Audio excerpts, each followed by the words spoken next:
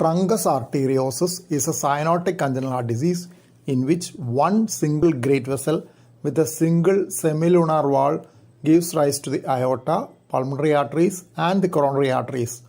There are four morphological types depending on the origin of pulmonary arteries from the truncus.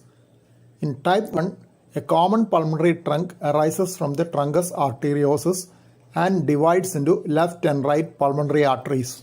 In type 2, the two pulmonary arteries arise separately but adjacent to each other from the truncus. In type 3, the two pulmonary arteries arise separately from either sides of the truncus. In type 4, pulmonary arteries arise from the descending aorta, that is equivalent to the pseudotruncus with pulmonary atresia and major aortopulmonary collaterals, MAPCAs. There are other types of classifications as well. Another situation is hemitruncus, in which one pulmonary artery arises from the aorta. The origins of the pulmonary arteries from the truncus may be stenotic and thereby restricting the pulmonary blood flow. Sometimes one pulmonary artery may be absent.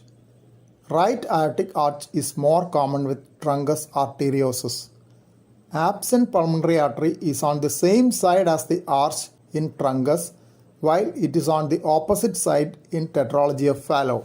If the origins of the pulmonary arteries are not stenotic, the babies with Truncus arteriosus develop heart failure due to the large pulmonary blood flow, and pulmonary obstructive vascular disease develops early.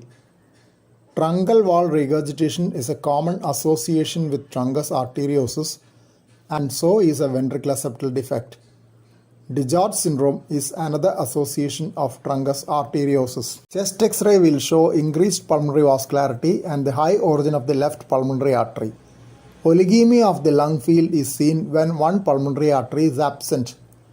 Pulmonary vascular disease tends to develop early on the opposite side in such cases, as the whole pulmonary blood flow goes through that lung. ECG often shows features of biventricular hypertrophy. The parasternal long axis view on echocardiography will show the overriding great vessel, which mimics the pattern in tetralogy of Fallot or pulmonary atresia. But a high parasternal view will demonstrate the pulmonary arteries originating from the posterior aspect of the Truncus arteriosus. Corrective surgery for truncus has to be done early in infancy, otherwise the prognosis is poor.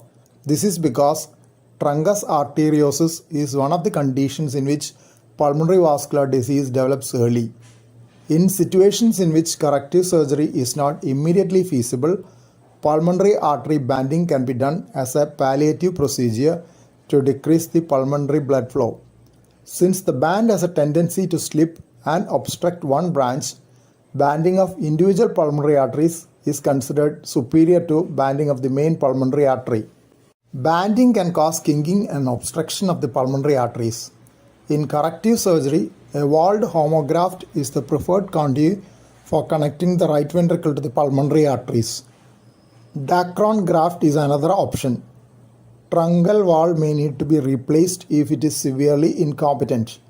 This adds to the problem, as a suitable wall for the infant is difficult to obtain.